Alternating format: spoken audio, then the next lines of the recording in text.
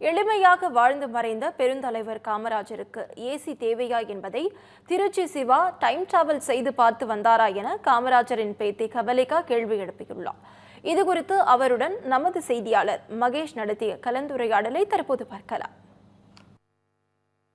எளிமையின் உருவமாக இருந்த கர்ம வீரர் காமராஜர் அவர்கள் வாழும் பொழுது ஏசி இல்லாமல் தூங்க மாட்டார் என்பதுதான் திருச்சி சிவா அவர்கள் வைத்த பெரிய விமர்சனமாக இருக்கிறது. எனவே இந்த விமர்சனத்திற்கு பதிலடி தரக்கூடிய வகையில் காமராஜர் அவருடைய பேத்தி கமலினி காமராஜர் அவர்கள் நம்முடைய தமிழ் ஜனம்காக இணைந்திருக்காங்க. அவருடன் கேட்போம். மேடம் வணக்கம். மேடம், திருச்சி சிவா அவருடைய கருத்தை எப்படி பார்க்குறீங்க?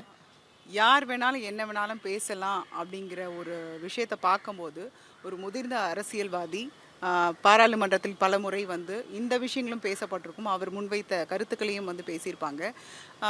இந்திரா காந்தி அவர்கள் தாத்தா பாராளுமன்றத்தில் அகெயின் எம்பி ஆகும்போது பிரதமராக இருந்த இந்திரா காந்தி எழுந்து நின்று வரவேற்றவர் தான். ஸோ அப்படின்னும் போது இந்த வரலாறுலாம் தெரியாமல் திருச்சி சிவா அவர்களுக்கு இருந்திருக்க வாய்ப்பில்லை. அப்படின்னும் போது எளிமையான ஒரு மனிதர் அப்படிங்கிறது ஒரு சின்ன ஒரு குழந்தை கேட்டால் கூட தெரியும்.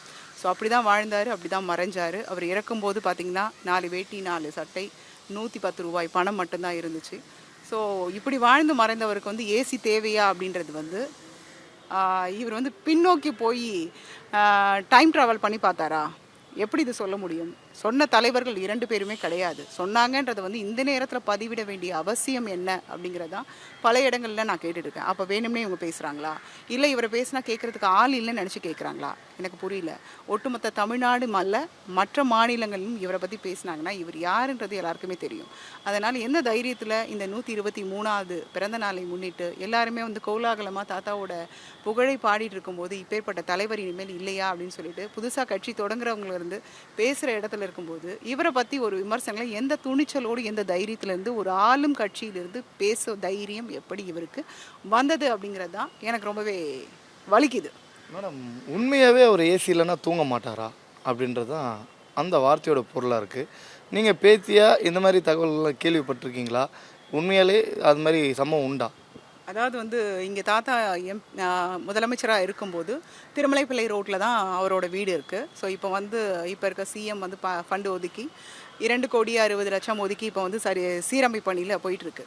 ஸோ நீங்கள் அந்த வீட்டுக்கு முடிஞ்சால் தயவு செய்து சொல்கிறவங்க இந்த கருத்தை முன் வைக்கிறாங்களே இவங்க போய் பார்க்கட்டும் அந்த வீடு எப்படி இருக்குன்ட்டு.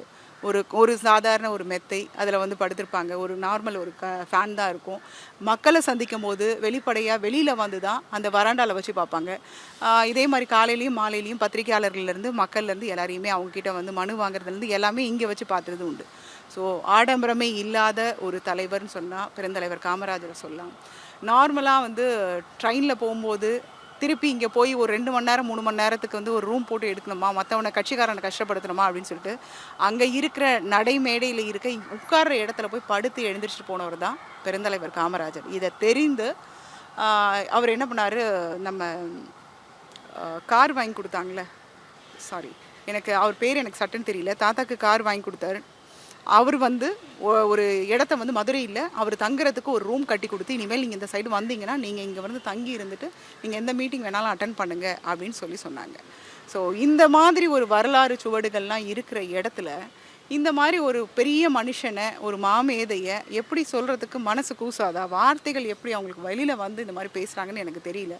அதே மாதிரி அவர் சொன்ன விஷயங்களில் பார்த்திங்கன்னா கருணாநிதி அவர்கள் கையை பிடிச்சிட்டு பேசுனாங்கன்னு சொல்லிட்டு தாத்தா உடம்பு சுகம் இல்லாமல் இருந்தது எல்லாருக்கும் தெரிந்த உண்மை.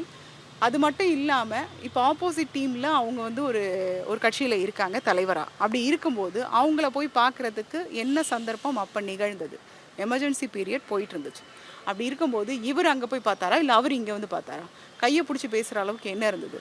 எல்லா இடத்துலையும் துணிந்து பிரிட்டிஷ்காரனை விரட்டணும்னு நினச்சவங்க அவர் போய் இவர்கிட்ட பேசுனாங்க அப்படின்னு சொல்கிறதுலாம் உண்மைக்கே சொல்கிறேன் 2 தலைவர்களையும் இவர் அசிங்கப்படுத்துகிறாருன்னு தான் நான் நினைக்கிறேன். ஒருவேளை அந்த நீங்கள் சொல்கிற மாதிரி பார்த்தீங்கன்னா காமராஜர் அதே போல் கருணாநிதி இந்த இறுதிக்கட்ட அந்த சந்திப்புன்றது திருச்சி சிவா அவர்கள் எந்த அடிப்படையில் சொல்லியிருப்பார் நீங்கள் நினைக்கிறீங்க?